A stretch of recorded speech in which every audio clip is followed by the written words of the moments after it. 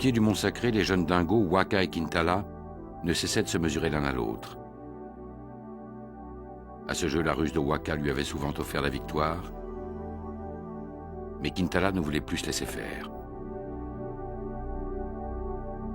À l'affût sur les berges de l'estuaire, Ken et le clan des crocodiles dévastaient la noria des crabes de rivage. Mais les croqueurs de crustacés respectaient les usages et ne mangeaient qu'après leur chef. Sur Kangaroo Island, Pogo, le bébé de Cartagna, découvrait l'étrangeté du monde que traversait une créature introuvable ailleurs que sur le dernier continent, l'échidné. Tout cela, Paraji le projetait sur le dôme du rêve. Car il en est ainsi, nous entrons dans la vie quand notre rêve commence.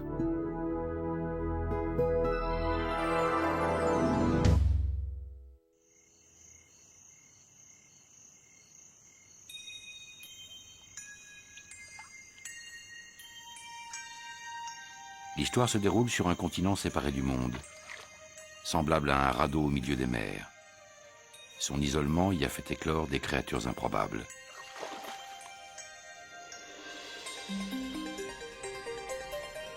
D'un coup de rein, un ornithorynque plonge et part à la recherche de quelques petits crustacés qu'il pourrait tourmenter ou avaler. Ce jour-là, l'écrevisse qui rôde n'a aucune chance de demeurer en paix. Quand il plonge, à l'aide de ses pattes palmées, un repli de peau recouvre les yeux de l'ornithorynque. L'animal doit alors s'en remettre à son bec pour se repérer. De nombreux nerfs irriguent cet appendice de cuir souple et le transforment en organe sensoriel. Grâce à lui, l'ornithorynque détecte dans le sable les invertébrés et petits crustacés dont il se nourrit.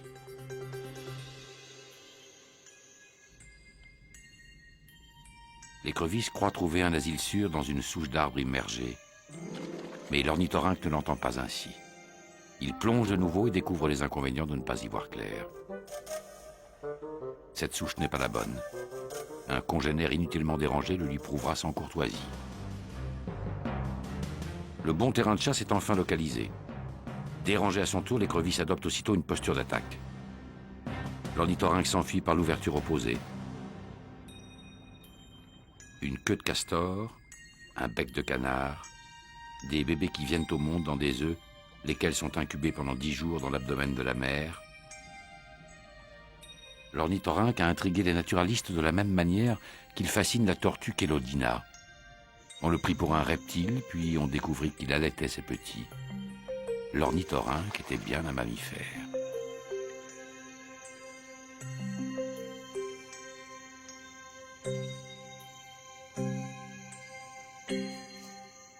Avec l'échidné, l'ornithorynque est le seul représentant de l'ordre des monotrèmes. Il ne vit qu'en Australie, protégé du reste du monde par les océans, et de ses rares prédateurs par l'ergot empoisonné situé chez le mâle, à la patte arrière.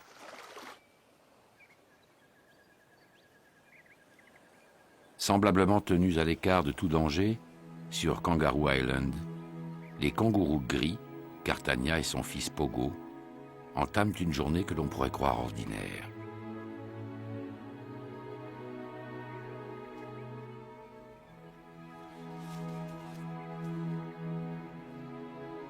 Soudain, brisant toute routine, un inconnu arrive. Il se nommera Kudla, l'isolé, le solitaire.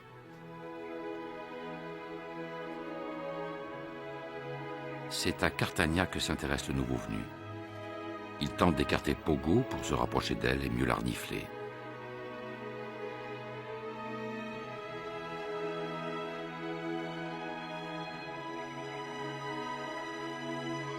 Cartagna n'aime pas ses manières et s'écarte.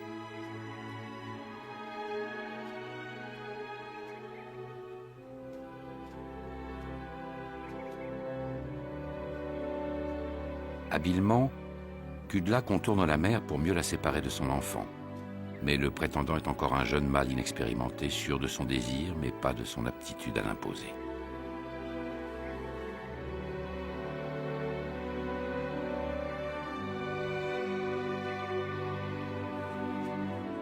Imperturbable, Pogo renifle et mâchouille une herbe sèche. Après un instant d'hésitation, Cartagna adopte une attitude de totale indifférence. Sa froideur presque vexante produit un effet immédiat. Pogo revient vers sa mère. Kudla tente de l'intercepter, de se tenir quelques instants de plus à proximité de Cartagna, mais le jeune kangourou passe son chemin. Dépité, Kudla considère avec envie l'intimité qui règne entre la mère et l'enfant.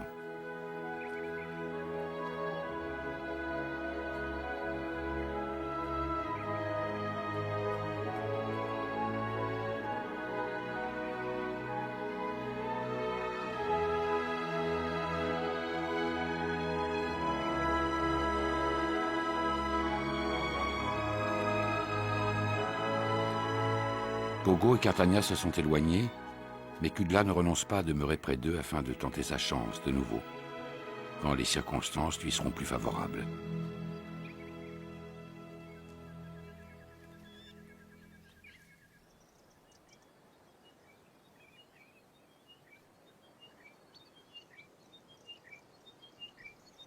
Au cœur du grand désert rouge situé au centre du continent, les quelques eaux qui ruisselaient encore ont décliné.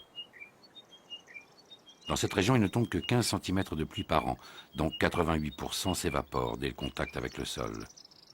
Ce n'est pas encore la saison chaude et sèche, mais le dry, ainsi qu'on la surnomme, se fait annoncer par quelques journées encore plus torrides que des jours ordinaires.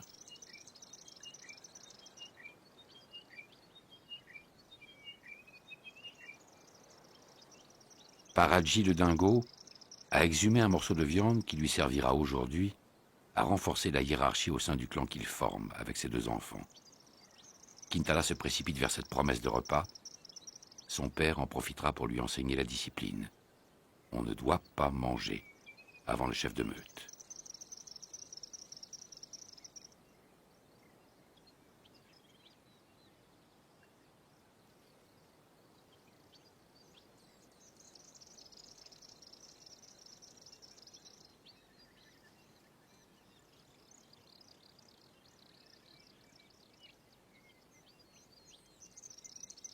Le jeune mâle commence à adopter les postures de la soumission.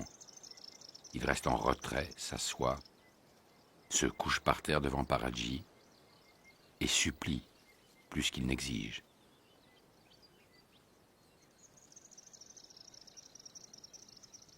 Waka, sa sœur, se tient à l'écart. Par son sexe, Kintala a vocation à devenir le rival de Paraji. Mais la jeune femelle, elle, ne menace en rien l'autorité de son père qui lui réserve donc toute son indulgence.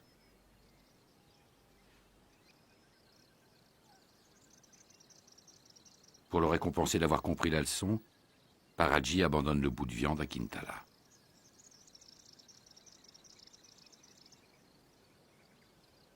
Sous le regard et la narine de sa sœur jalouse, Kintala savoure avec voracité ses privilèges, lesquels compensent bien la dureté de son éducation.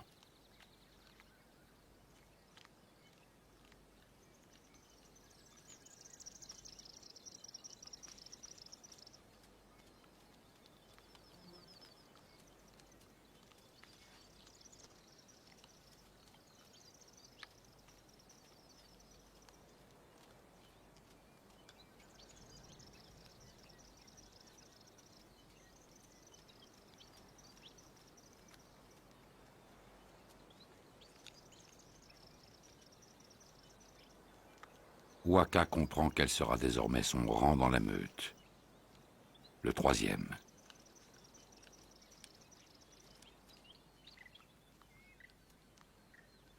Aujourd'hui, Paraji a administré à ses enfants une double leçon. Il a appris à Kintala qu'il faut honorer son maître, et à Waka que la chaîne des préséances doit bien se terminer par un dernier maillon.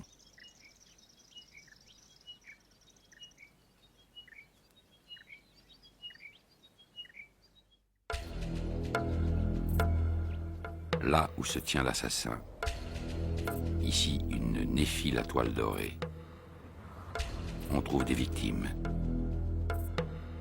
Le marécage du Nord fournit à l'araignée son tribut quotidien de moucherons, guêpes ou jeunes libellules. La toile est idéalement située au-dessus de ces eaux d'où, à chaque instant, de jeunes insectes éblouis prennent leur premier envol.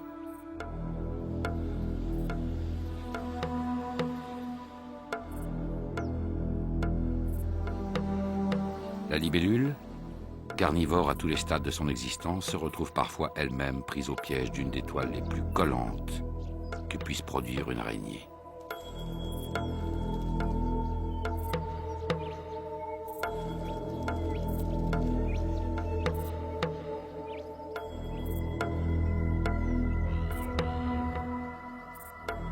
La néphile femelle mesure près de 5 cm, alors que le mâle atteint à peine 8 mm. Il peut s'accoupler avec sa compagne sans même qu'elle s'en aperçoive. Un nid de guêpe fait de matière végétale, semi-digérée et mêlée de salive, est en construction, mais l'une des ouvrières a succombé à l'attaque d'une libellule qui a fondu sur elle comme un faucon sur sa proie. Les mandibules de la prédatrice sectionnent chaque segment du corps de la victime, en commençant par la tête, qui sera perdue par inadvertance.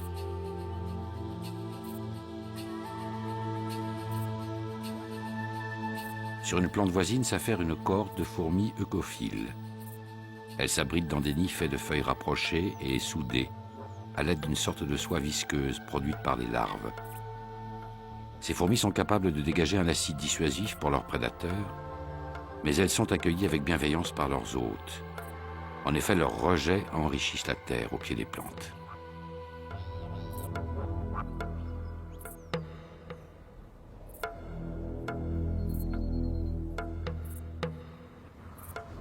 L'orthoptère, lui, ne dispose d'aucune arme chimique pour se défendre en cas de besoin. C'est pourquoi il s'est doté de couleurs vives que les prédateurs considèrent comme un avertissement. L'insecte se nourrit de plantes empoisonnées. Il en résulte que son corps n'a pas seulement mauvais goût et mauvaise odeur, il est en outre gorgé de toxines.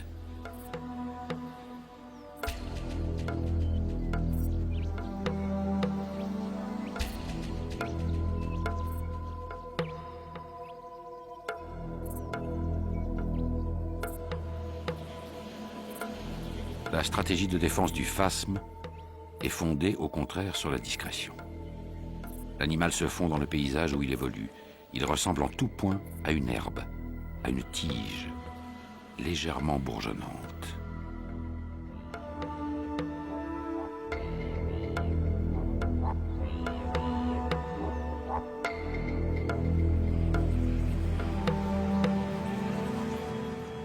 Il arrive qu'un phasme aventureux se risque sur un terrain auquel son camouflage l'a moins bien destiné. Il est sûr alors de ne pas échapper à l'attention du lézard à collerette, dont la couleur ne se distingue en rien de celle de la branche.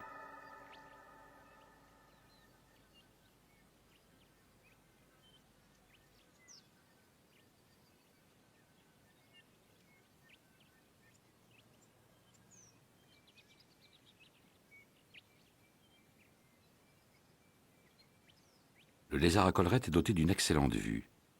Il peut distinguer de très loin un visiteur qui s'approche. Normalement, il se déplace alors vers le côté de la branche que l'inconnu ne peut pas voir. Mais cette manœuvre lui est interdite lorsque l'intrus lui coupe toute retraite.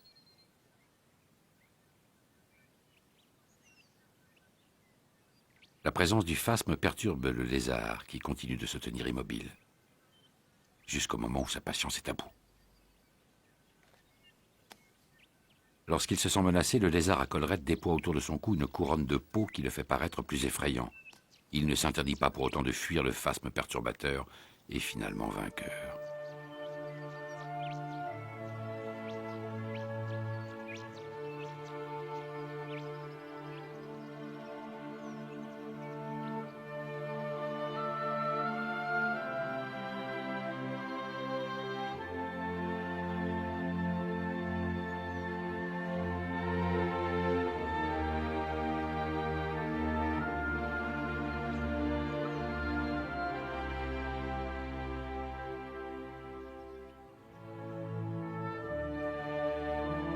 C'est l'heure où Mine, le varan de Gould, sent la fraîcheur du soir engourdir son corps. Comme tous les animaux à sang froid, son énergie dépend de la température ambiante.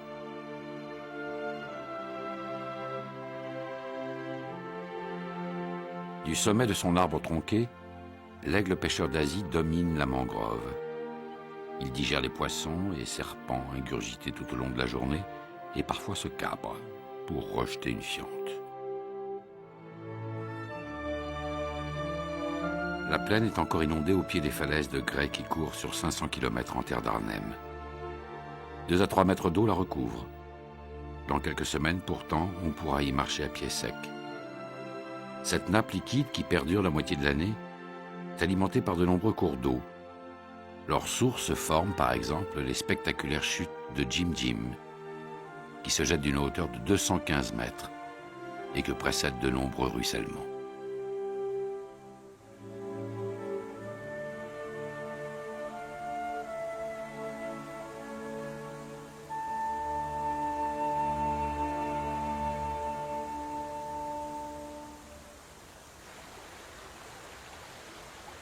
En contrebas, une frontière incertaine hésite à séparer le monde aquatique et le monde terrestre. C'est le domaine des animaux amphibies qui passent sans encombre de l'un à l'autre. Parmi ces apatrides, un varan de Mertens semble hésiter entre les deux.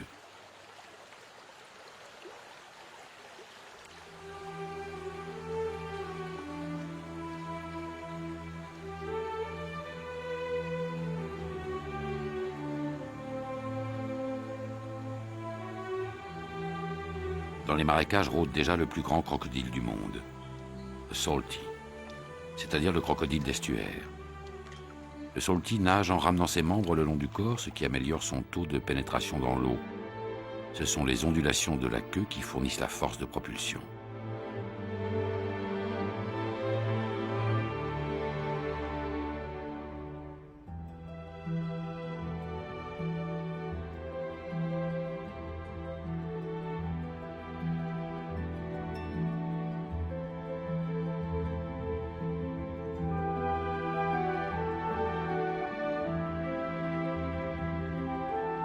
Contrairement à ce que pourrait laisser croire son surnom, le salty vit principalement dans des eaux douces, mais il tolère très bien les eaux salées des estuaires.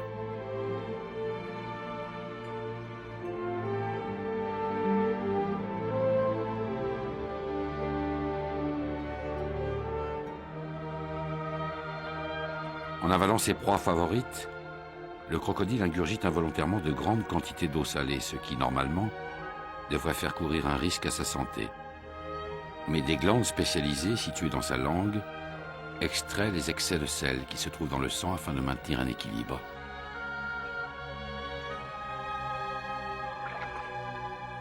Les eaux des estuaires foisonnent de poissons-chats, poissons archers ou barramundi. Une telle abondance satisfait le crocodile aussi bien que le varan de Mertens.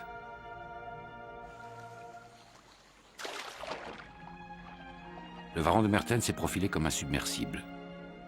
Il dispose, comme le crocodile, de narines situées à l'extrémité de la gueule, ce qui permet aux 2 reptiles de venir respirer après plusieurs minutes d'apnée, en effleurant simplement la surface.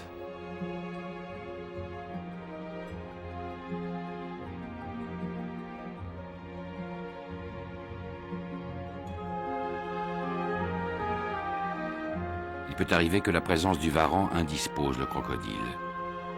C'est alors le premier, dont la taille est inférieure, qui se retire sans attendre et regagne la berge, où il réchauffera son corps aux rayons du soleil.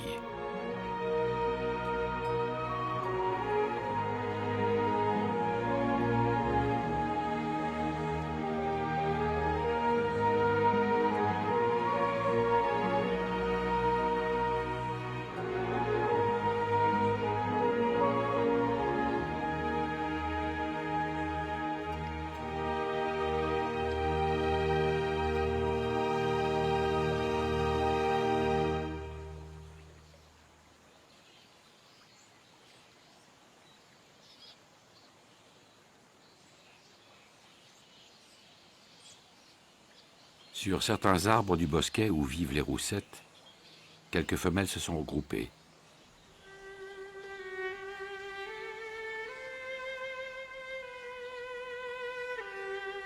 Elles sont plusieurs centaines. Demain, elles seront des milliers.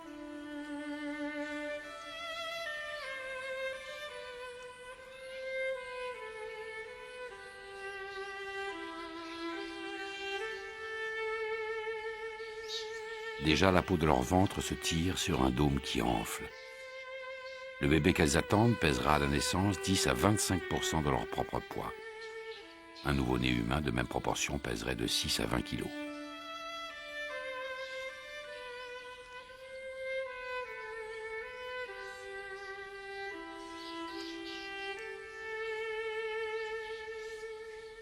La gestation aura duré 5 mois. Pour une roussette, elle représente une charge et un investissement en énergie tels que l'animal ne peut donner naissance qu'une fois par an. Les femelles se regroupent pour assumer ensemble, sans la perturbation que causeraient les mâles, un si lourd fardeau.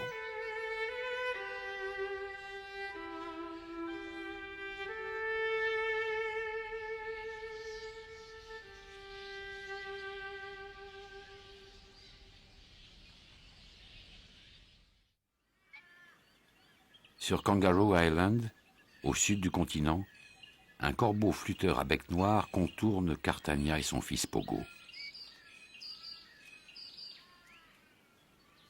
Le corbeau flûteur trouve sa ration d'invertébrés en retournant chaque caillou, chaque brindille. Le fureteur intrigue Pogo, dont l'attention est bientôt détournée par le combat que mène sa grand-mère, Burka, contre des agresseurs insaisissables.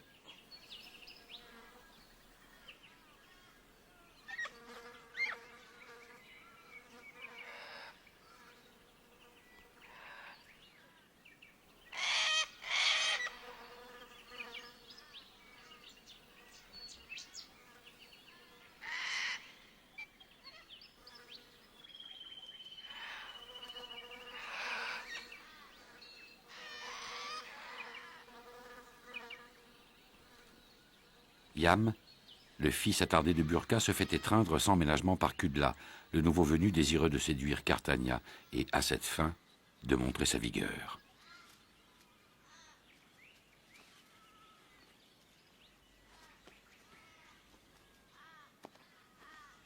Un combat s'engage entre les deux jeunes mâles, mais la signification de l'affrontement est différente pour chacun d'eux. Yam ne se rend pas compte que son adversaire l'utilise afin de se faire valoir auprès de Cartagna. Pour lui, ce n'est qu'un jeu.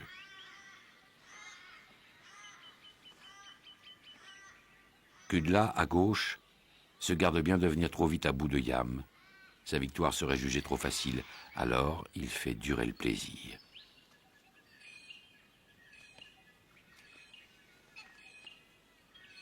L'action reprend. Kudla repousse son opposant qui commence à craindre que le jeu tourne mal.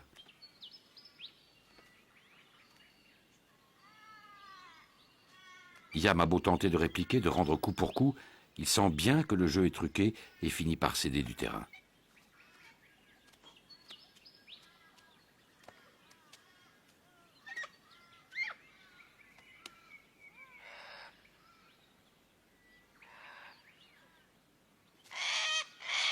Chez les kangourous, ce ne sont pas les poings qui frappent les coups les plus forts, mais les pattes arrière, lorsqu'elles sont violemment et simultanément projetées vers la poitrine de l'adversaire par un combattant appuyé sur sa queue.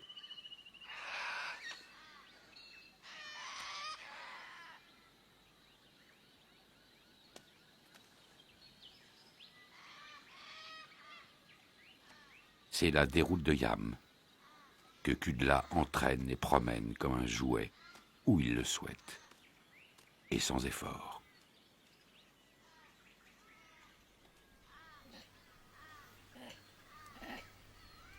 Décidément trop humilié, Yam hésite avant de se retourner une dernière fois vers son adversaire, qui le toise.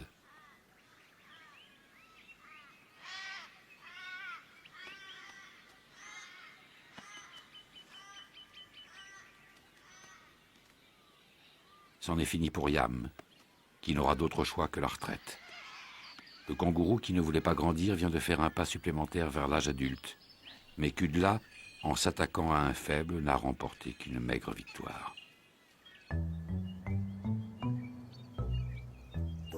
Dans le grand désert où se déroule son apprentissage de dingo, Kintala a flairé une odeur inconnue. Elle est si forte que le monde en est presque changé. Kintala se dirige sans le savoir vers les créatures les plus étranges qu'il ait jamais rencontrées.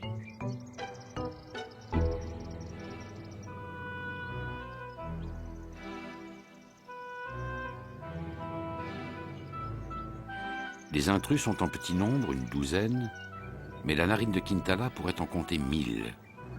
L'un d'eux répand son urine et ses excréments en s'aidant de sa queue. Un autre tourne vers le dingo une face déconcertante. Le dingo analyse l'odeur du monstre qui lui rend l'appareil.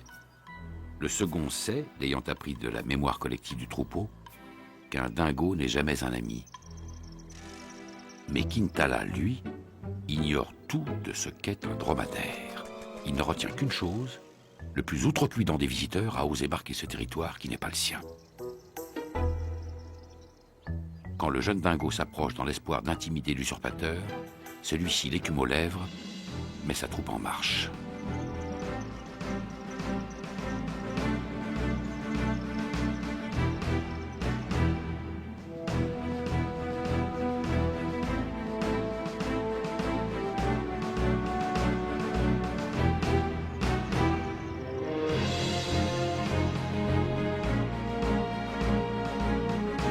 Les envahisseurs se sont enfuis.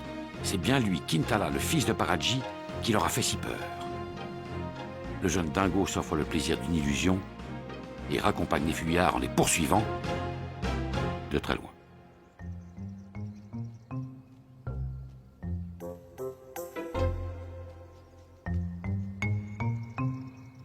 Les dromadaires sont partis, laissant sur leur passage la trace de leur séjour. Kintala ne les oubliera pas. Chaque fois que leur odeur flottera, son cerveau la rapprochera d'un souvenir, celui de cette première rencontre.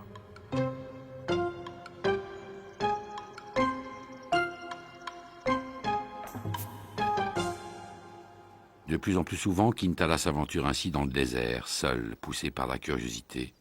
Et chaque expérience nouvelle, sous le mot Artula, complète son apprentissage.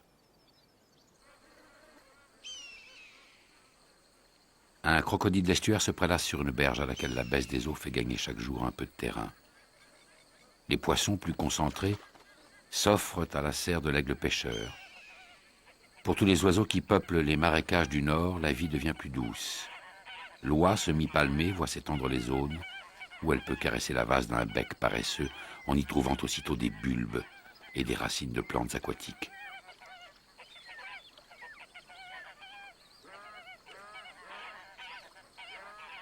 Des ibis noirs se rassemblent en petites colonies pour traquer dans les marais grenouilles et insectes.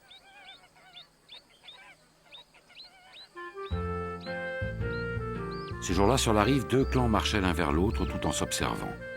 D'un côté, les wallabies agiles, et de l'autre, les grues antigones d'Australie.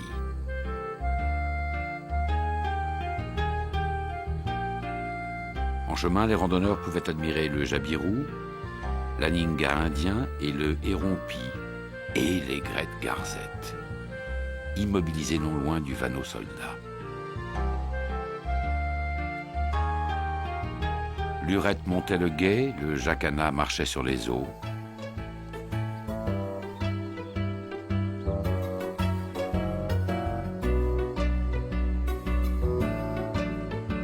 Chacun des deux groupes s'intéressait à l'autre et poursuivait sa marche.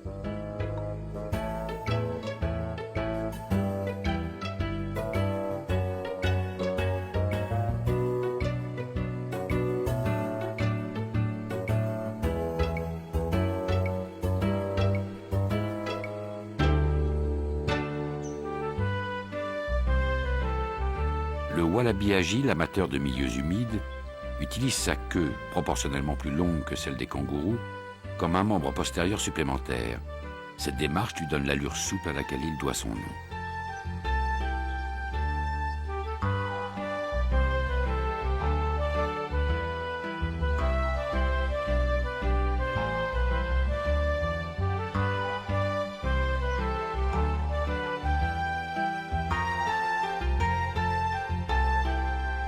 Les grues et les wallabies se rapprochaient dans un instant.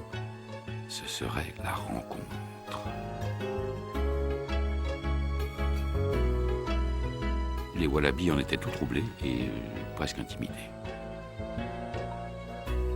Les oiseaux blancs semblaient arrogants, les wallabies insignifiants. Alors, au moment de se croiser, on fit semblant de s'ignorer.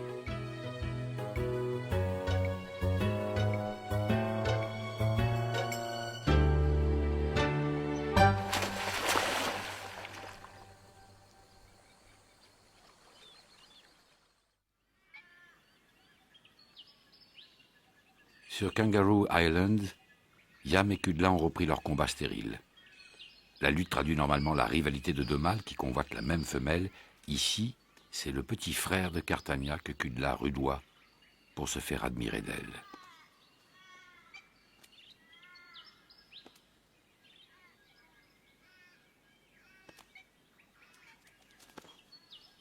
L'affrontement se termine quand Yam, humilié, se couche en signe de soumission.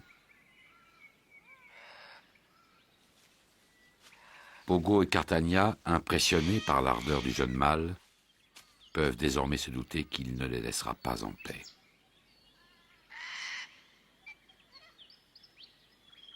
Pogo tente d'agir comme d'ordinaire et voudrait, lui, se désintéresser du nouveau venu. Celui-ci lui en donne la possibilité en vaquant à ses propres occupations.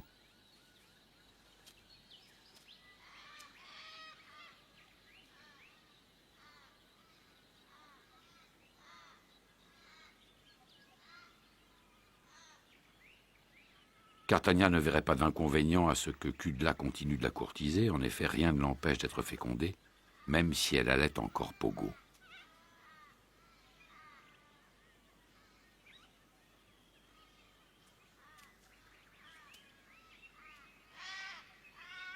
Un nouveau bébé vient au monde, sous la forme inaboutie d'une sorte d'embryon d'1 ou 2 centimètres qui grimpe jusqu'à la poche par ses propres moyens.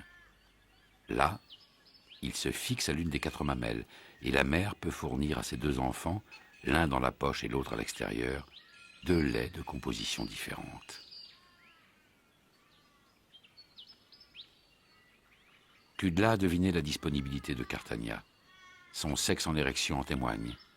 Celui-ci est situé, comme chez tous les macropodes, au-dessous des testicules.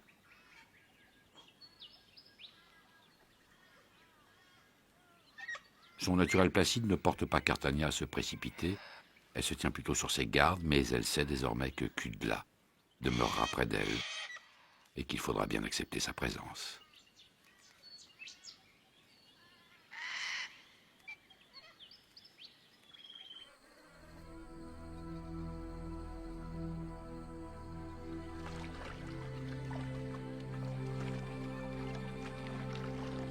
Pour les crocodiles d'estuaire, cette saison est la plus belle, car les eaux moins profondes promettent des chasses fructueuses.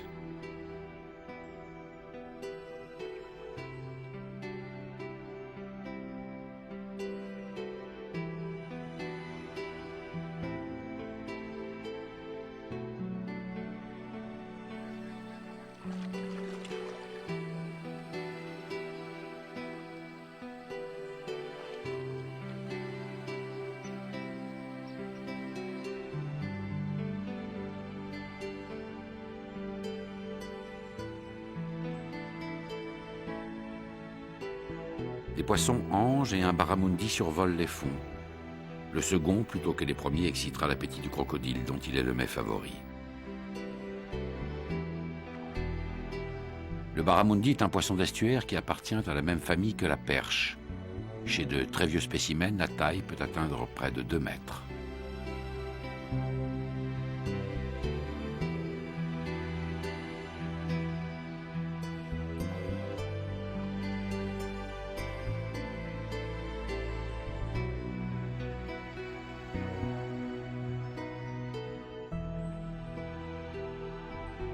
Le barramundi offre au crocodile une chair riche en protéines, et sa taille justifie l'énergie investie à le chasser. L'un et l'autre forment dans les eaux du Nord une paire d'adversaires légendaires. À leur naissance, les bébés crocodiles ont tout à redouter des barramundis qui les gobent sans difficulté. Plus tard, les reptiles survivants vengent leurs congénères.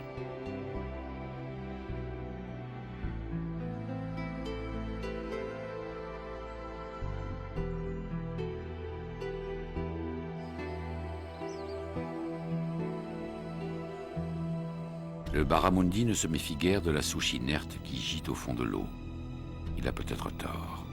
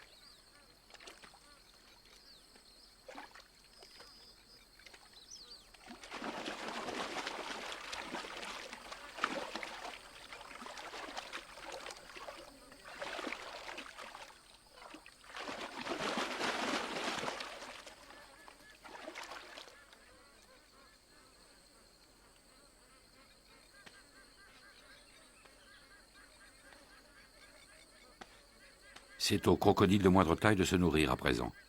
Mais il leur faut auparavant régler quelques querelles de préséance.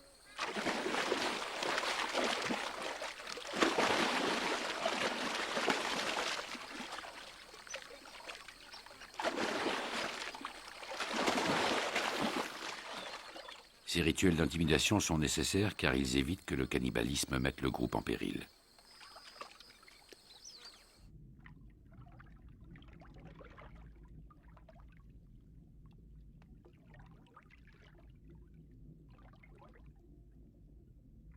Les barramundi n'excèdent pas encore la taille où il deviendrait plus difficile de les chasser. Les plus grands d'entre eux sont toujours des femelles. En effet, à l'âge de 6 ans, tout barramundi mâle change de sexe.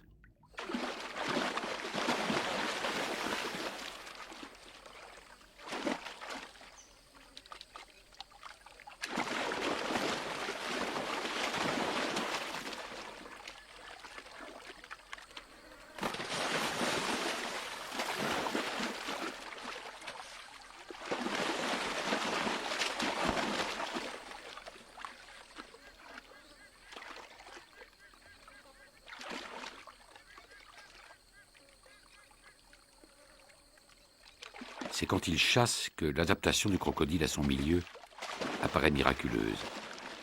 La fente des oreilles, les yeux et les narines sont automatiquement obturés par des clapets musculaires. Et tous sont situés juste au-dessus de la ligne de flottaison.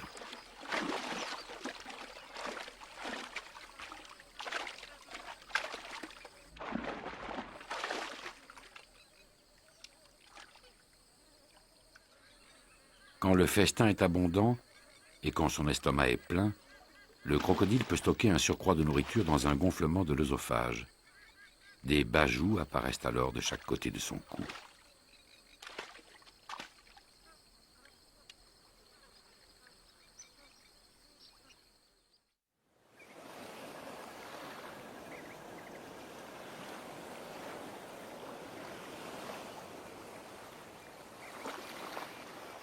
À 2500 km des crocodiles qui font ripaille, la mer fouette les côtes échancrées de Kangaroo Island.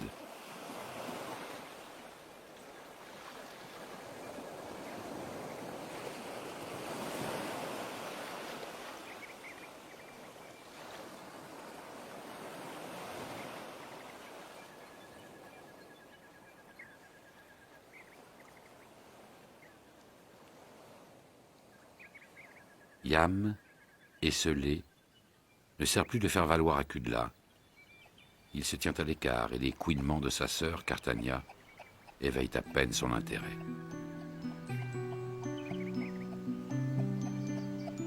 Cartania cajole son fils, Pogo, sous le regard de Kudla, qui ne les quitte plus.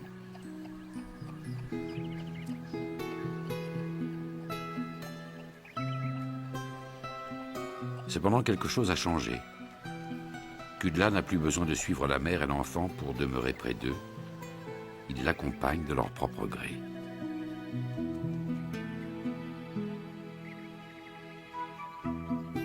Cartania et Pogo s'effleurent et se reniflent le nez. Chez les kangourous, c'est un signe de tendresse ou d'accueil. Puis Pogo se met à jouer avec sa mère et adopte spontanément les gestes de la boxe thaï dans laquelle on frappe avec les mains autant qu'avec les pieds.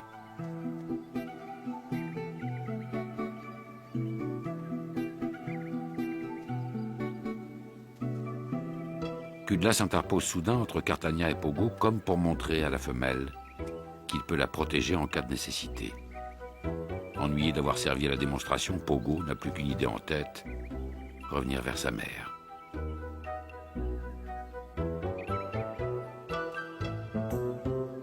Sur son chemin, Pogo se heurte à Kudla. À défaut de Cartania, c'est ce dernier qui lui servira de compagnon de jeu.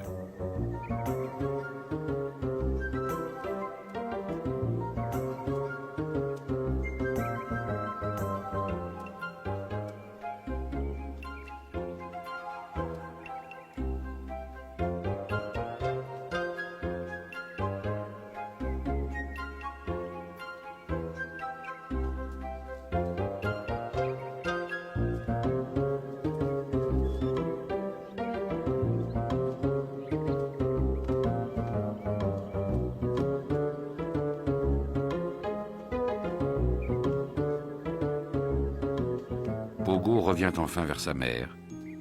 Kudla a gagné son pari, apparaître aux yeux de Cartagna comme le père qu'elle pourrait désirer pour un futur bébé.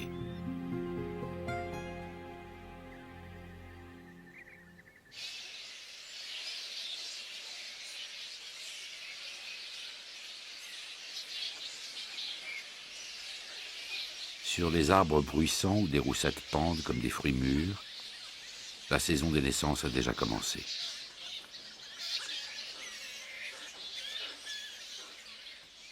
Un bébé pend, inerte, accroché aux ailes de sa mère.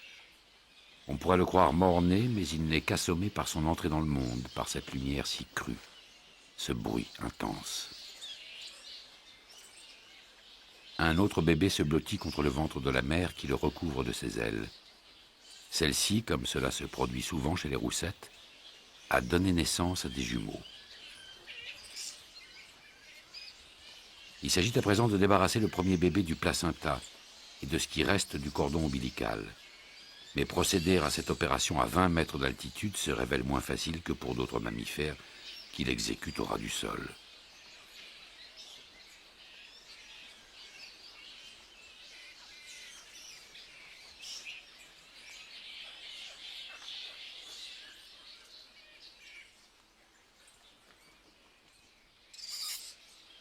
Le premier bébé ne semble incommodé ni par les acrobaties de son frère, ni par les gesticulations de sa mère qui se gratte.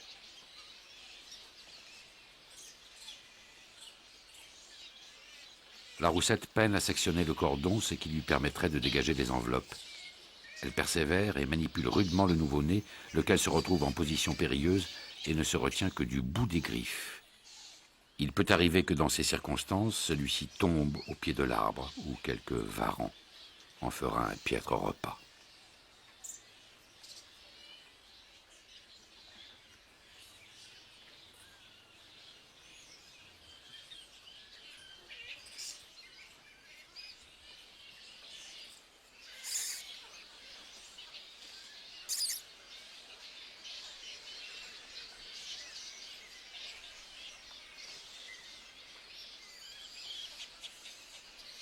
La chauve-souris mettra plusieurs heures à se tirer d'affaire. Puis elle repliera ses ailes sur ses enfants qui trouveront seuls le chemin de la mamelle. Ils se tiendront contre son corps pendant toute la durée du premier mois.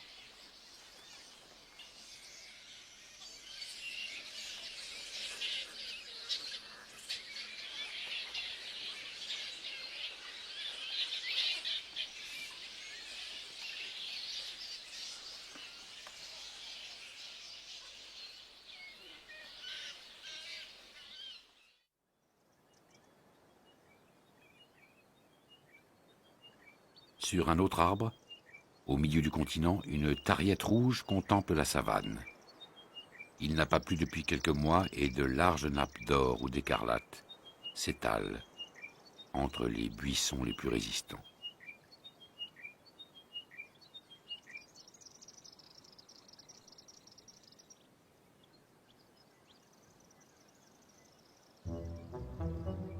Avant que vienne le soir, la tariette orange et la bergeronnette citrine fondent sur les insectes dont elles feront une hécatombe, et que leur dispute la bergeronnette grise, aussi bien que le langrayen masqué. C'est le temps des oiseaux, l'heure des becs et des ailes, qui s'activent à débusquer le moindre moucheron.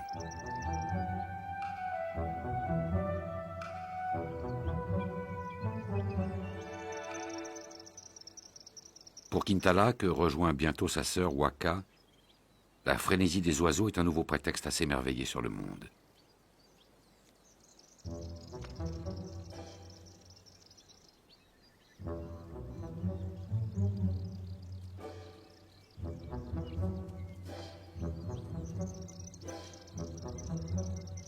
Waka, surtout, découvre le jeu excitant et plein de surprises qui consiste à pourchasser les volatiles.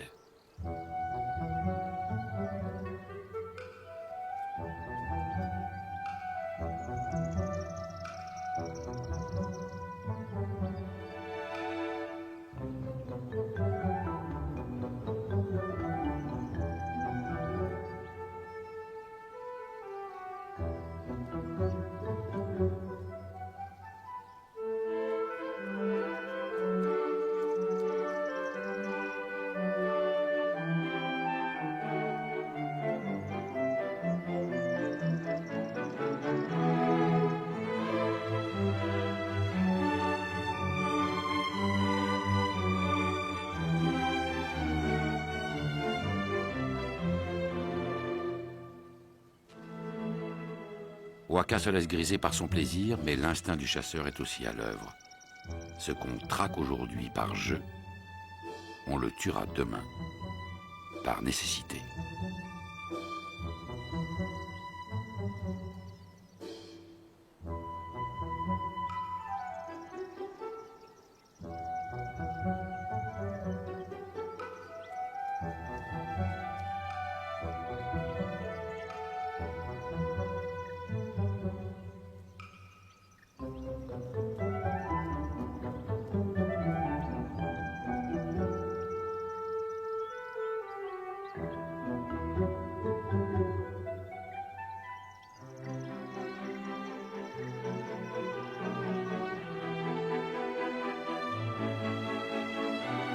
Fatigué, lassé de s'élancer derrière les oiseaux sans jamais parvenir à s'envoler avec eux, Waka se réfugie dans l'ombre d'un buisson.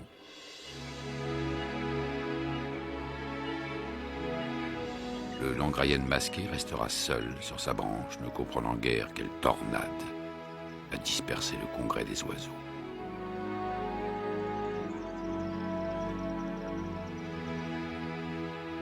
Seul, le mont Artula qui veille sur tout ce qui vit pourrait comprendre qu'une créature du désert ait pu vouloir, le temps d'un rêve, marcher sur le ciel du dernier continent.